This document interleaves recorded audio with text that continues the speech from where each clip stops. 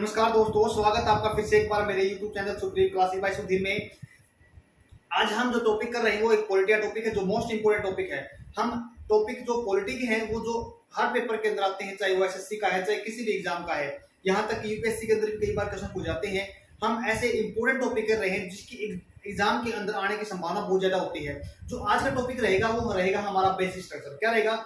Basic structure यानी आधारभूत ढांचा क्या हमारे संविधान का, आज हम उसके बारे में पढ़ते हैं। देखो, सबसे पहले देखते हैं क्या सबसे पहले जो क्वेश्चन बनता है ना वो बनता है हमारा क्या, जो बेसिक स्ट्रक्चर है, आधारभूत ढांचा है, क्या वो हमारे संविधान के अंदर पहले से ही है? यानी जब हमारा संविधान बना क्या उसी टाइम से हमने बेसिक स्ट्रक्चर को ले लिया था? एक क्वेश्चन ये बनता है। नहीं, इसका क्या है? इसका जवाब रहेगा नहीं। जो हमारा जो कॉन्स्टिट्यूशन बना था, संविधान बन के तैयार हुआ था, उस टाइम पे ये जो बेसिक स्ट्रक्चर है, आधारभूत ढांचा है, ये हमारे संविधान के अंदर नहीं लिया। फिर दूसरा क्वेश्चन बनता है, क्या जो ये बेसिक स्ट्रक्चर है, आधारभूत ढांचा है, क्या हमारे संविधान के अंदर इसको डिफाइन किया गया है? क्या इसका वर्णन कहीं पे किया गया है? ये जो बेसिक स्ट्रक्चर है ये हमारे संविधान के अंदर कहीं भी डिफाइन नहीं किया गया है।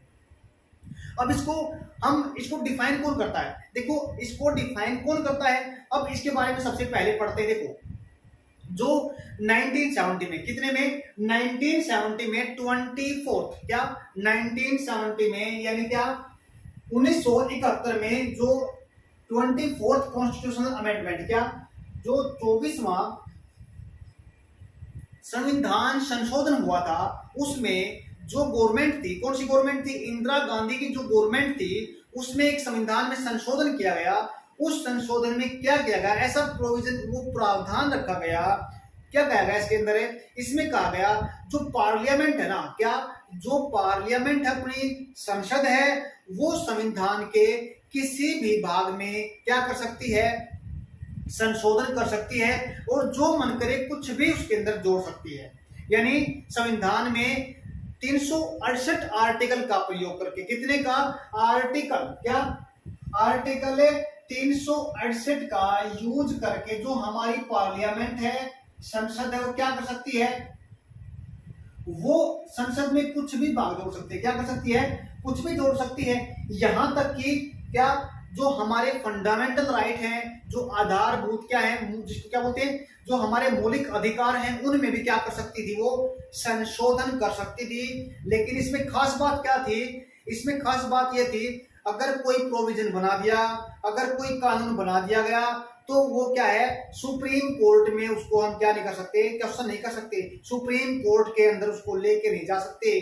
जो हमारी जुडिशरी है उसमें इंटरफेयर नहीं कर सकती। कहने का मतलब क्या हुआ? जो प्रावधान रखा गया वो जुडिशरी से परे रखा गया, यानी उसमें जुडिशरी का कोई भी इंटरफेयर नहीं हो सकता, यानी जुडिशरी उसमें इंटरफेयर नहीं कर सकती। ये प्रावधान रखा गया।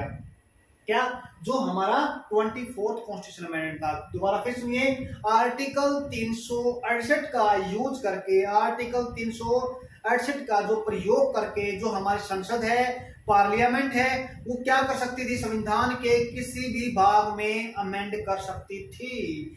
यहां तक कि या हमारे जो फंडामेंटल राइट हैं, मौलिक अधिकार हैं, उनमें भी क्या कर सकती थी? वो अमेंड कर सकती थी। उनमें भी क्या कर सकती थी? वो संशोधन कर सकती थी। और ये सुप्रीम कोर्ट या फिर जुडिशरी से क्या रख दिए गए? बाहर रख दिए गए। जुडिशरी का इसमें कोई भी क्या है? हाथ नहीं था। जुडिशरी इसमें कुछ भी नहीं कर सकती थी। तो अब क्या हुआ? जैसे ही जो 24th यानी 24वां संविधान संशोधन हुआ, तो ये अपने आप क्या हुआ? ये अपने आप सुप्रीम कोर्ट में क्या हो गया? क्वेश्चन बन गया। इसका क्या हो गया? अपने आप से क्या हो गया? क्वेश्चन बन गया। यानी क्या हो गया? सुप्रीम कोर्ट में अपने आप से चला गया क्वेश्चन। ये जो अमेंडमेंट करा, संशोधन किया गया था, ये अपने आप का सुप्रीम कोर्ट पहुंच गया, यानी जुडिशरी के सामने चला गया क्वेश्चन। अब क्या है? जुडिशरी का मतलब क्या होता है? वो रिव्यू कर सकती है, क्या कर सकती है? जांच कर सकती है किसी चीज की, या देख सकती है। जो हमारी जुडिशरी होती है वो क्या करती है? न्याय दिलाना काम करती है। अगर कोई भी काम गलत होता है, किसके द्वारा? संसद के द्वारा। अगर कोई भी काम, कोई भी कानून, कोई भी संशोधन अगर जल्दबाजी में बना है या फिर लगता है उसको गलत बना है, तो क्या कर सकता है? सुप्रीम कोर्ट उसको वहां से क्या कर सकता है? हटा सकता है, उसको डिलीट करवा सकता है। क्या कर सकता है, उसको डिलीट कर सकता है। जैसे ही ये अपने आप से क्या हो गया, ये जो 24th कॉन्स्टिट्यूशनल अमेंडमेंट था, एक्ट था, संशोधन था, ये जुडिशियरी में क्या हो गया, क्वेश्चन हो गया इसमें, अपने आप से क्या हो गया, ये क्वेश्चन में आ गया क्या ये जो संशोधन है ये ठीक है या नहीं है। अब फिर क्या हो गया, सुप्रीम कोर्ट ने क्या किया, सुप्रीम कोर्ट ने सुझाया और जो 1973 क्या सुप्रीम कोर्ट का जो 1973 का जो जजमेंट था, इसको हम क्या बोलते हैं, केशवानंदन भारती केस। क्या बोलते हैं, केशवानंदन भारती केस है बोलते हैं इसको।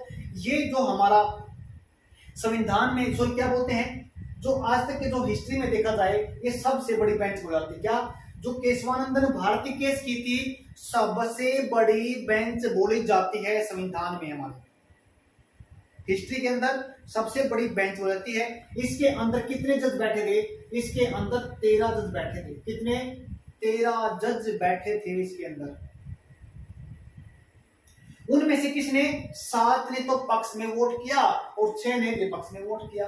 तो क्या इससे जो केशवानंदन भारती केस से एक टर्म निकल के आई, क्या एक टर्म निकल के आई, क्या टर्म निकल के आई, बेसिक स्ट्रक्चर निकल के आया, जिसको क्या बोलते हैं हमें, जो अपना आधारभूत ढांचा किसका, हमारे संविधान का। सुप्रीम कोर्ट ने किसको, जो गवर्नमेंट थी, जो संसद थी, क्या सुप्रीम कोर्ट ने किसको, संसद को क्या कहा, भाई तुम आर्टिकल 368 को यूज करते हुए कुछ भी करो, अमेंडमेंट करना है, कोई प्रोविजन जोड़ना है, कोई घटाना है, कुछ भी करो, मर्जी आपकी है, लेकिन एक चीज का ध्यान देना पड़ेगा।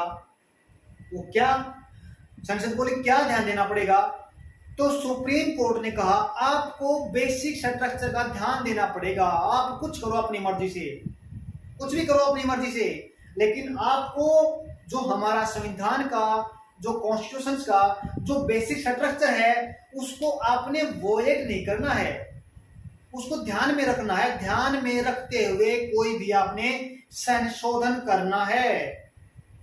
अब फिर हमारे जो पार्लियामेंट है, जो संसद है, उसने सुप्रीम कोर्ट से पूछा, क्या पूछा, कि ये जो बेसिक स्ट्रक्चर है, ये जो आधारभूत ढांचा है, ये क्या होता है। तो सुप्रीम कोर्ट ने कहा जो ये आधारभूत ढांचा है, इसको हम डिफाइन करेंगे जब हमारी मर्जी होगी। यानी क्या, पार्लियामेंट ने सवाल पूछा सुप्रीम कोर्ट से, भाई वो बेसिक स्ट्रक्चर है क्या, तो सुप्रीम कोर्ट ने कहा भाई वो हम बताएंगे time to time basic structure है क्या।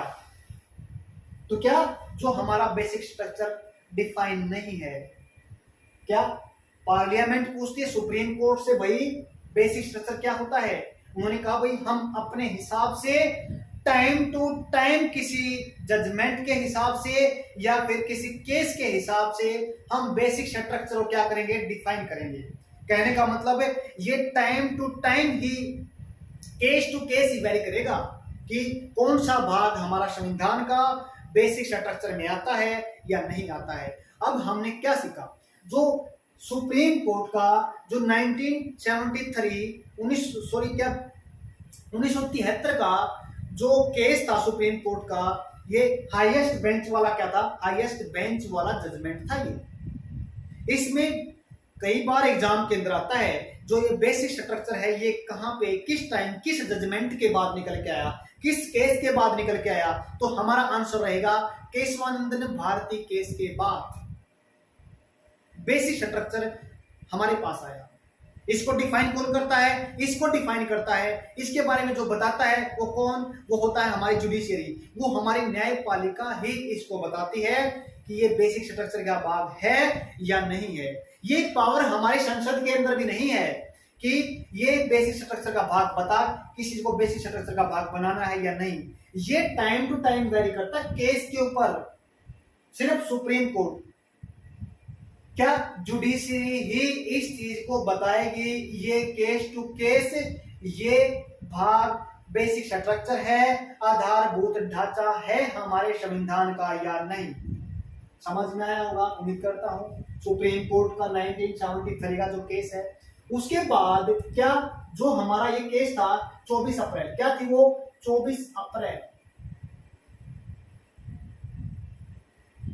अप्रैल के बाद हमारा जो ये क्या था, जितना भी क्या थी, जजमेंट थे, कोई भी ऐसा प्रोविजन था, अब वो किसके दायरे में आने लगा, वो आने लगा बेसिक स्ट्रक्चर के बारे में। अमेंड करो, क्या पार्लियामेंट अमेंडमेंट कर सकती है, संशोधन कर सकती है, बट एक चीज का उसको ध्यान देना पड़ेगा, क्या 24 अप्रैल के बाद 1973 एक बेसिक स्ट्रक्चर क्या हुआ, इजाद हुआ, बेसिक स्ट्रक्चर हमारे संविधान के अंदर आया, उसका ध्यान रखते हुए पार्लियामेंट को चलना पड़ेगा।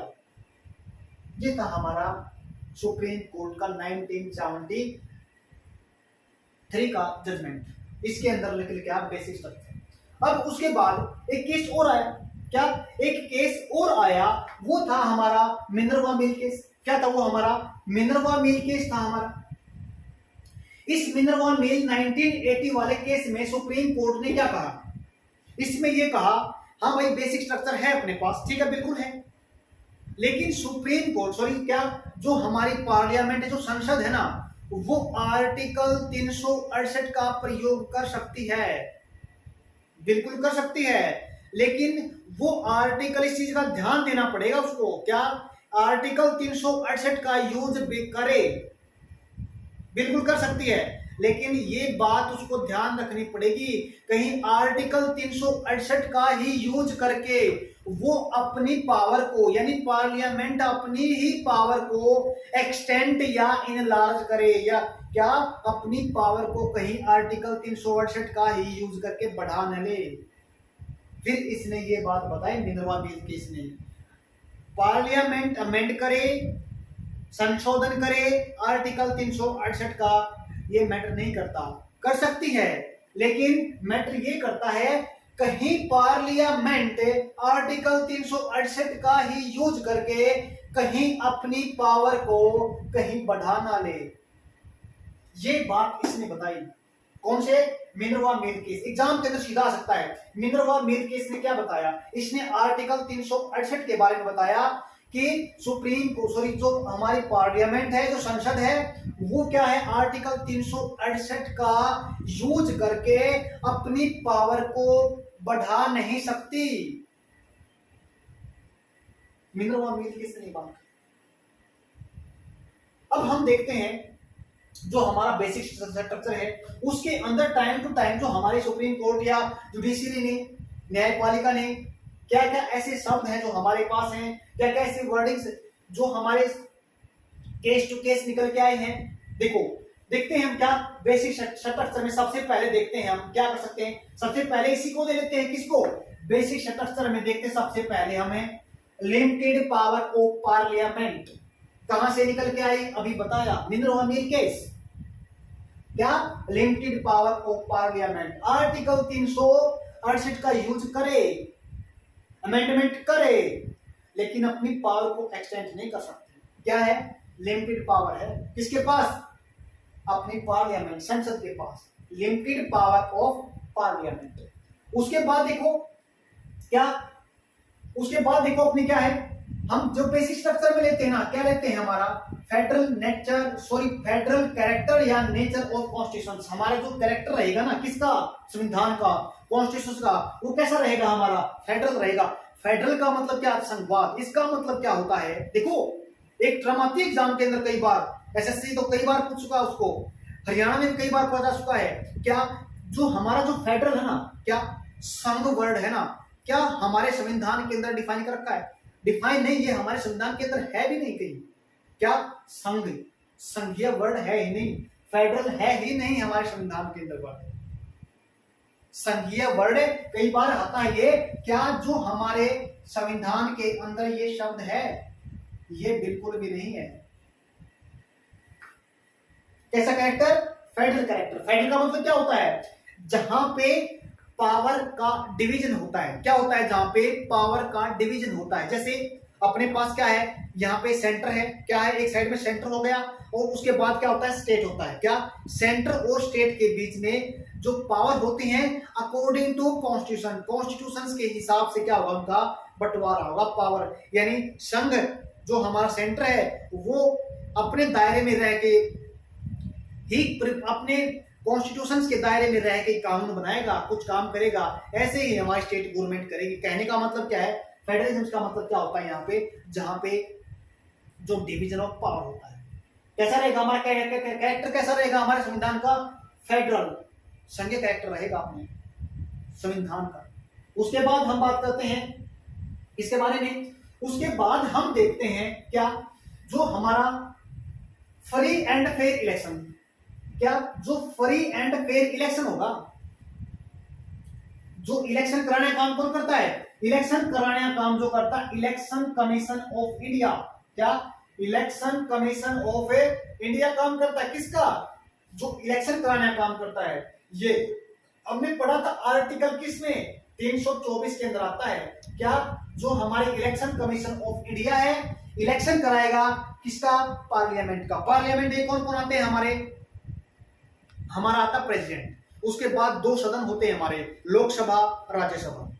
एक क्वेश्चन पेपर के अंदर अभी अभी पीछे एग्जाम हुआ, पता नहीं कौन सा, उसके अंदर क्वेश्चन आया हुआ था, क्या पार्लियामेंट के अंदर कितने भाग होते हैं? पार्लियामेंट के कितने भाग होते हैं?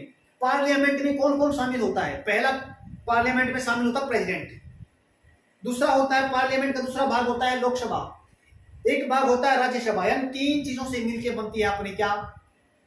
पार्लियामेंट। देखा क्या देखा हमने? फ्री एंड फेयर इलेक्शन कराने का जो काम होगा ना, इलेक्शन कमीशन ऑफ इंडिया का आर्टिकल 324 के अंदर आएगा। That's the basic structure of our constitution. ये हमारा संविधान का क्या है? आधारभूत ढांचा है। उसके बाद हम बात करते हैं जुडिशियल रिव्यू। क्या? जुडिशियल रिव्यू क्या होता है? मान लेते हैं पार्लियामेंट में क्या किया, कोई भी कानून बना दिया, कोई प्रोविजन बना दिया, कोई लॉ बना दिया, कोई एक्ट बना दिया। अब वो जल्दबाजी में बनाया गया है या किसी चीज का फेवर करते हुए बनाया गया है? अगर जुडिशियरी को लगता है क्या इस चीज में पार्शियलिटी करी गई है, इसमें किसी का पक्ष लिया गया है, या ये जल्दबाजी में बनाया गया कोई एक्ट है, कोई अधिनियम है, तो हमारी जुडिशियरी के पास ये राइट होता है, ये हक होता है, अधिकार होता है, क्या उसको क्या कर सकती है? चेक कर सकती है। क्या कर सकती है? उसको वो चेक कर सकती है। किसको? उस एक्ट को, उस नियम को, उस कानून को, उस अधिनियम को। कौन? हमारी जुडिशियरी क्या कर सकती है? उसको चेक कर सकती है। भाई ये कानून एक्ट है जो ये प्रोविजन के हिसाब से बना है या नहीं बना है। उसके बाद आता है अपना secular character, secular state. Secular का हमने पिछली क्लास में जो प्रियम्बल के बारे में, प्रस्तावना के बारे में पढ़ा था, बड़े अच्छे तरीके से जिक्र करा था। सेकुलर का मतलब क्या होता है? जहां पे जो स्टेट, जो देश सभी धर्मों को एक जैसा देखती हो, किसी एक धर्म को प्रमोट नहीं करना। सेकुलर का मतलब क्या होता है? धर्मनिरपेक्ष। धर्मनिरपेक्ष का मतलब क्या होता है? ऐसा राज्य जो सभी धर्मों को एक जैसे देखता हो, किसी भी धर्म के साथ पार्शियलिटी नहीं करता है। क्या? किसी भी धर्म के साथ पार्शियलिटी नहीं करता है। जो हमारा संविधान है, जो हमारा स्टेट है, वो क्या है? सेकुलर स्टेट है। सेकुलर कैरेक्टर है हमारे संविधान का। ये क्या है? बेसिक स्ट्रक्चर का भाग है हमारे क्या? Secular state. उम्मीद करता हूं समझ में आया होगा। Secular character, secular state. उसके बाद है पार्लियामेंट्री सिस्टम। क्या है? जो हमारे संविधान का जो क्या है? प्रोविजन है, संविधान में प्रोविजन है, जो हमारा जो संसद रहेगी वो पार्लियामेंट्री सिस्टम में रहेगी। इस टॉपिक पे अच्छे से डिटेल से हम नेक्स्ट एक क्लास लेके आएंगे। ये बड़े से समझाने का क्वेश्चन काफी बनते हैं इसमें। क्या? Parliamentary system. पार्लियामेंट में हमने देखा कितने भाग होते हैं? पार्लियामेंट के 3 भाग होते हैं। पार्लियामेंट सिस्टम आएगा। उसके बाद बात करते हैं वेलफेयर स्टेट। क्या? Welfare state. हमारा जो स्टेट है, जो हमारा देश है, वो कैसा रहेगा? कल्याणकारी रहेगा। लोगों के हितों की तरफ, लोगों के हितों को देखते हुए वो क्या करेगा? काम करेगा। ये हमारा क्या है? प्रोविजन है संविधान का। लोगों के बारे में सोचेगा, लोगों के अच्छाई के बारे में, भलाई के बारे में, उनके लिए क्या सही रहेगा, क्या गलत रहेगा, उनके फेवर के बारे में सोचेगा। क्या? वेलफेयर, कल्याणकारी स्टेट के रूप में हमारे संविधान को देखा गया। संविधान में किसको बताया गया है? कल्याणकारी स्टेट को बताया गया है। हमारे जो स्टेट का, हमारे जो देश का जो क्या रहेगा? नेचर रहेगा, वो कैसा रहेगा? एक कल्याणकारी राज्य के रूप में देखा गया है। उसके बाद करते हैं हम बात separation of power. Separation of power का मतलब होता है पावर का अलग होना। क्या? पावर का अलग होना। किसका? कौन सी पावर का? जो हमारी न्यायपालिका है, जो हमारी जुडिशियरी है, वो किससे अलग होगी? उसको अलग रखा गया एग्जीक्यूटिव से। किससे? एग्जीक्यूटिव से, यानी कार्यपालिका से उसको अलग दिखाया गया है। क्वेश्चन कई बार पेपर्स के अंदर बनता है। क्या बनता है? जो हमारी आर्टिकल है 50, कौन सा? 50 आर्टिकल। 50 आर्टिकल में क्या कहा गया है? 50 आर्टिकल में क्या कहा गया है? जुडिशरी को किससे अलग किया गया है? एग्जीक्यूटिव यानी कार्यपालिका को से अलग किया गया है। न्यायपालिका को कार्यपालिका से अलग रखा जाएगा। ये हमारा बेसिक स्ट्रक्चर का भाग है। क्या? Separation of power.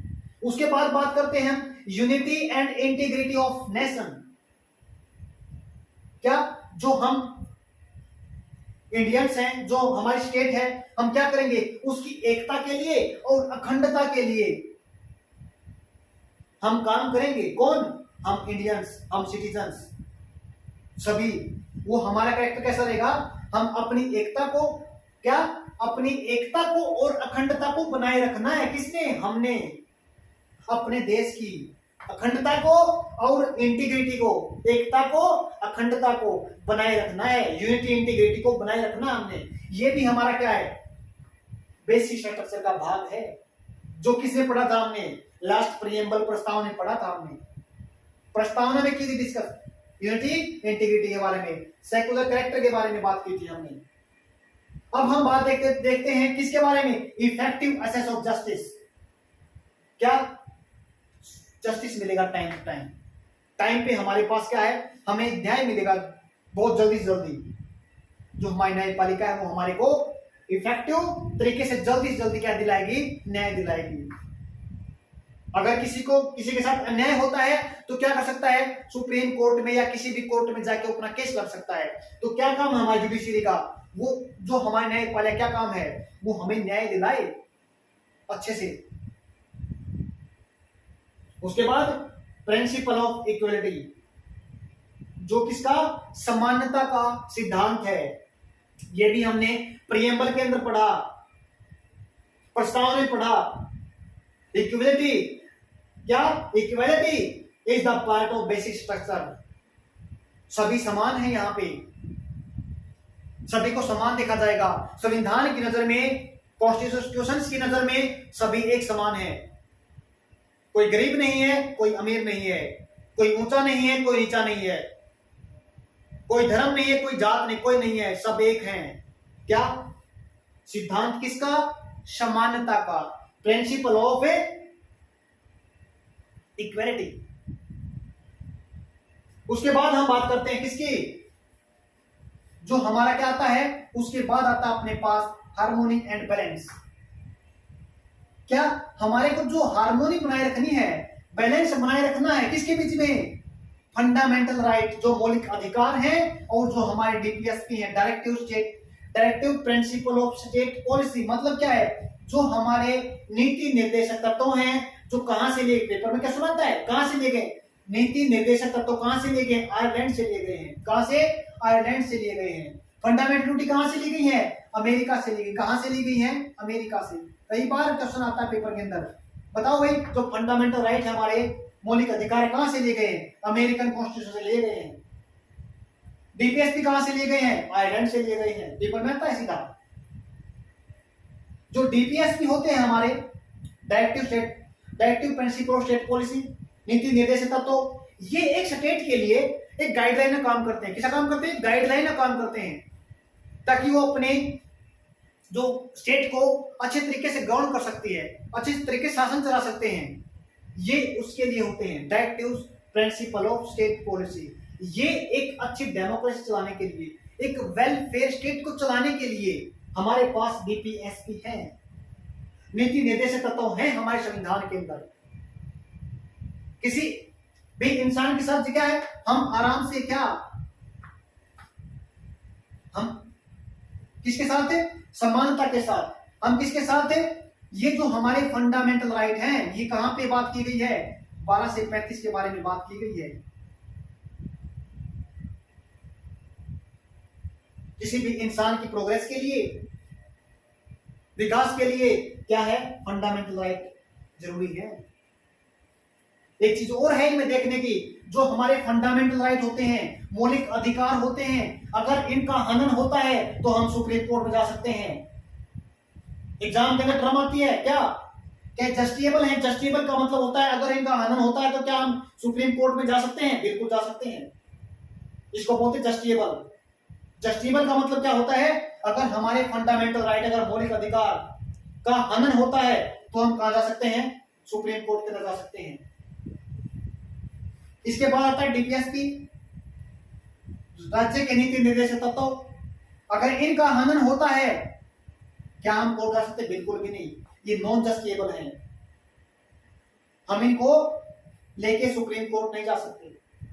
क्वेश्चन बनता कई बार, ये जस्टिएबल है या नहीं है, ये जस्टिएबल है या नहीं है, पूछता है। फंडामेंटल राइट, मौलिक अधिकार जस्टिएबल है, बट जो हमारे डीपीएसपी हैं, नीति निर्देशक तत्व हैं, ये हमारे जस्टिएबल नहीं है। ये सिर्फ एक गाइडलाइन है किसी भी स्टेट को चलाने के लिए।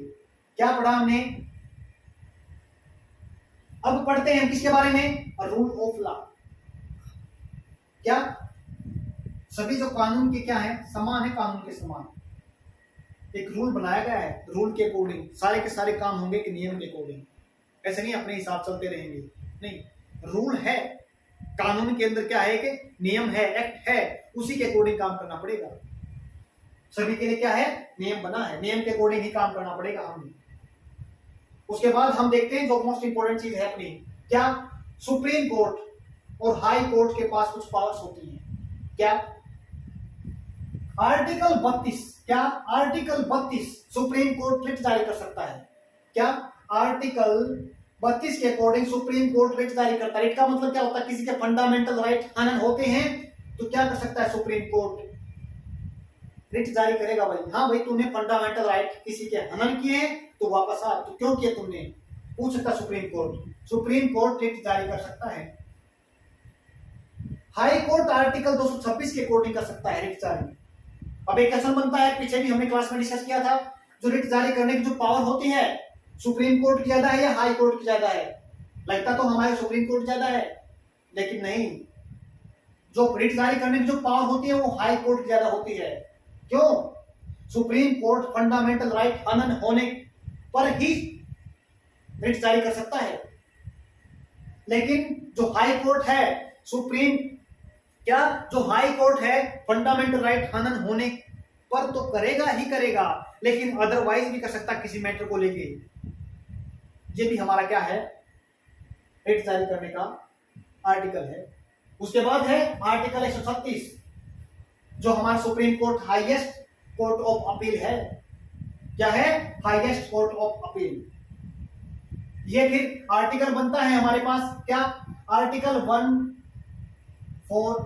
141 क्या कहा गया इसके अंदर? इसके अंदर कहा गया है जो ऑर्डर ऑफ सुप्रीम कोर्ट, क्या है? जो ऑर्डर होते हैं सुप्रीम कोर्ट के वो सभी के लिए होते हैं, चाहे वो हाई कोर्ट्स होते हैं या जितने भी कोर्ट्स होते हैं विद इन इंडियन टेरिटरी के अंदर क्या है, जो सारे के सारे जितने भी क्या है सुप्रीम कोर्ट ऑर्डर करता है वो सभी को मानने पड़ते हैं।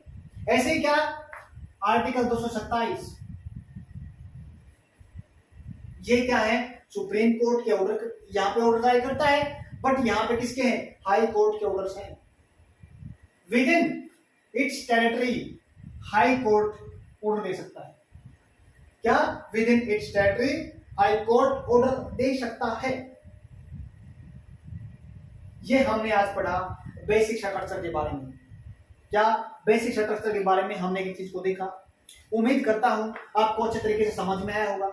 हम ऐसे ऐसे इंपॉर्टेंट टॉपिक, जो चाहे हरियाणा वाला एग्जाम अभी सीईटी का नवंबर में आएगा, या फिर हम बात करते हैं उसके बाद दिल्ली एसआई का एग्जाम होने वाला है, या फिर कोई भी एग्जाम है, एसएससी एग्जाम, एसएससी में क्या है अभी 20,000 के आसपास वैकेंसियां निकली हैं, उनमें हर पेपर के अंदर यहां से क्वेश्चन बनेगा ही बनेगा।